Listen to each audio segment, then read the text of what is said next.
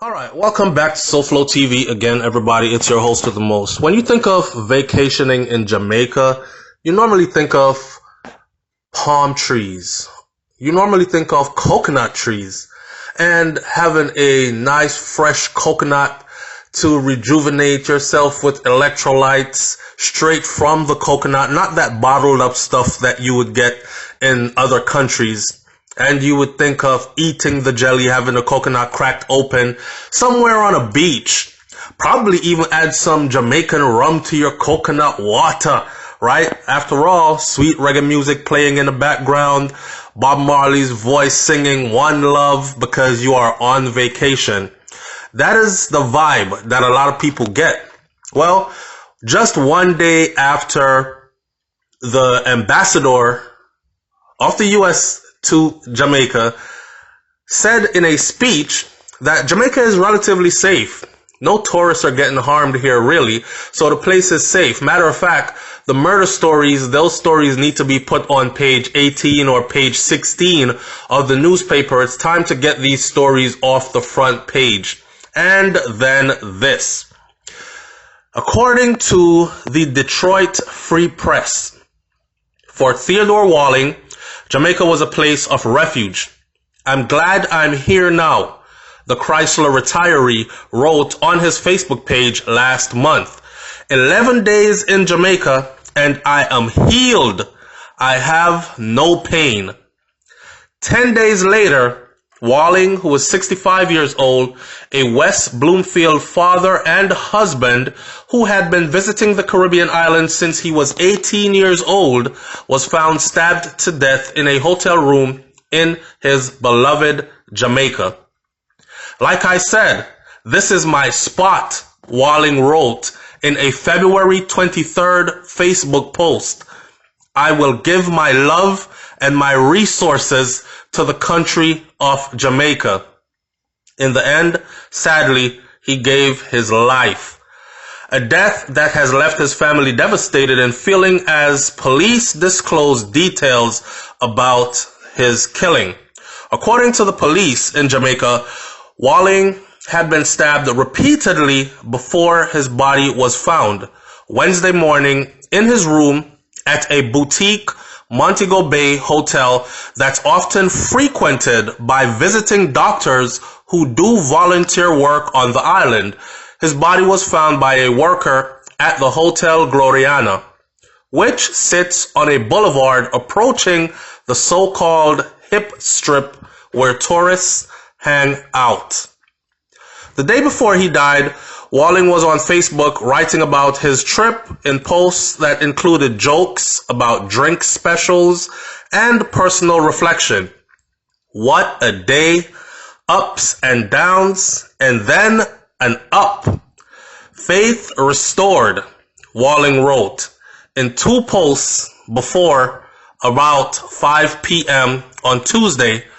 Sometime that same night, something went horribly wrong. According to family and police, Walling was last seen going into his hotel room with a male. We know now to be a Jamaican male from what was said by a worker at the hotel.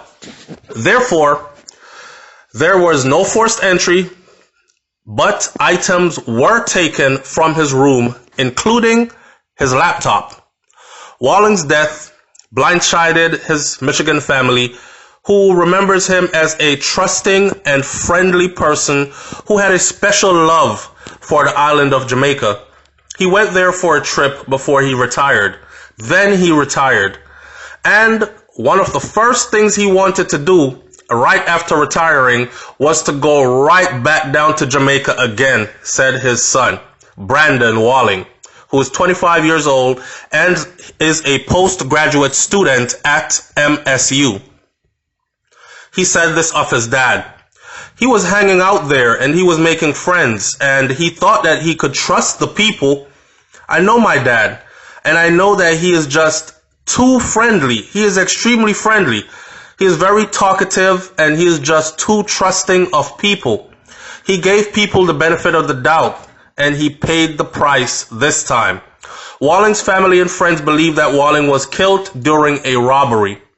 Brandon Walling said that his father, who was a quality control inspector at Chrysler, was a Mason and an avid tennis player who frequented the Franklin Athletic Club and had lots of friends there. Before Walling left for Jamaica, his family threw him a combined retirement and Super Bowl party on February 2nd at their West Bloomfield home. He was a loving father who had just retired, said a longtime family friend who asked not to be identified. Tennis was one of his passions. He loved Jamaica. Police believe that Walling knew his attacker and that his death was the result of either a date gone wrong or someone setting him up and killing him. According to Ed Zelenak, a Michigan attorney who is a member of the St. James Police Civic Committee in Jamaica and assists police there with community relations. According to Zelenak, the alleged killing happened in a popular and a safe area where tourists normally hang out all night long, with cooking and partying going on 24/7 in the streets. It's so unusual to hear of this happening where it did. It's an incredibly safe area for tourists, Zelenak said. Tourists wander this area all night. It's a wonderful place. A manager at the Hotel Gloriana, identified as Miss Minto, she declined to comment on the incident. She only said that there is nothing to be afraid about. She referred all questions to the police. Mr. Walling, Jamaica was a place of refuge for him. It was a place of peace for him. If his Facebook page is any indication, in the weeks before his death, Walling posted photos of Blue Mountain, Jamaica coffee, colorful island flowers, and the crystal blue waters of the Caribbean paradise. Like I said, this is my happy spot, he wrote on February 23rd in a Facebook post on his page. That same day, he also wrote, "I'm glad I'm here now." Then there was this post, 11 days in Jamaica and I am healed. I have no pain. Walling's life ended in a small 3-star hotel. TripAdvisor gave Hotel Gloriana an average rating with rooms averaging about $90 per night. Out of 243 reviews listed for the hotel on TripAdvisor, about 1/3 or nearly 100 were poor or terrible. The hotel was not flagged for crime under TripAdvisor's new safety filter. Walling is one of the several Michigan tourists to fall victim to Jamaica's historically violent crime problem, one that the State Department has for years warned Americans about in travel alerts. In 2018, the Free Press investigation found that sexual assaults are a historic and pervasive problem in Jamaica, where an estimated 1 American is raped every month, according to State Department data.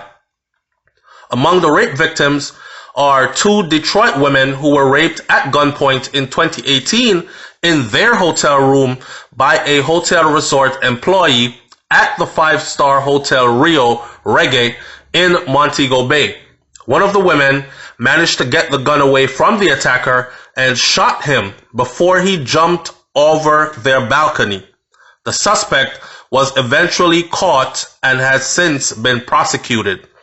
In 2015, 2 more Michigan women said that they were raped by 3 hotel lifeguards at the Sandals-owned Beach Ocho Rios Resort and Golf Club. One of the victims said that she was gang raped by 3 men. The other victim was 17 years old and said she lost her virginity to a rapist. The hotel lifeguards were fired and arrested. Almost 5 years later, however, the accused still have not gone to trial. Currently, Jamaica is under a level 2 advisory that reads, exercise increased caution in Jamaica due to crime. Some areas have increased risks. Meanwhile, the Jamaica Hotel and Tourist Association has urged police to act quickly and find Walling's killer. We do not condone attacks on our visitors, and we do hope the authorities will move quickly to bring the perpetrators to justice. JHTA President Omar Robinson told the Jamaica Observer newspaper, we have been told that Walling is a repeat visitor to the island. It is sad that when we lose any visitor, especially a visitor who has been here before, we do not condone crime in general as it affects the image of our destination. Now, let me just say that a lot has been put into protecting the image of their destination, which is the Jamaica tourist industry. And why not? It's a multi-billion, maybe even trillion-dollar industry. And of course, by all means, protect it, right? But protect it in the right way. For someone to say nothing happens here, take these types of things off the front page and start putting them on page 16 and 18, I was very flabbergasted when I read that the U.S. ambassador to Jamaica has said that. In any event, I will end this video by saying this. It is very sad for me to see this. I mean, yes, the cliche, crime and violence happens everywhere, and a lot of the times it is who you associate yourself with that puts you in danger, especially when you are in a place that is not your home, right? But this man is 65 years old and had been going to Jamaica repeatedly ever since he was 18 years old. His many Facebook posts talk about how much he loves Jamaica, how much this is his spot, this is his healing place, this is where he wants to be, and how he will devote his time and his resources to Jamaica. And yet, he lost his life there, right?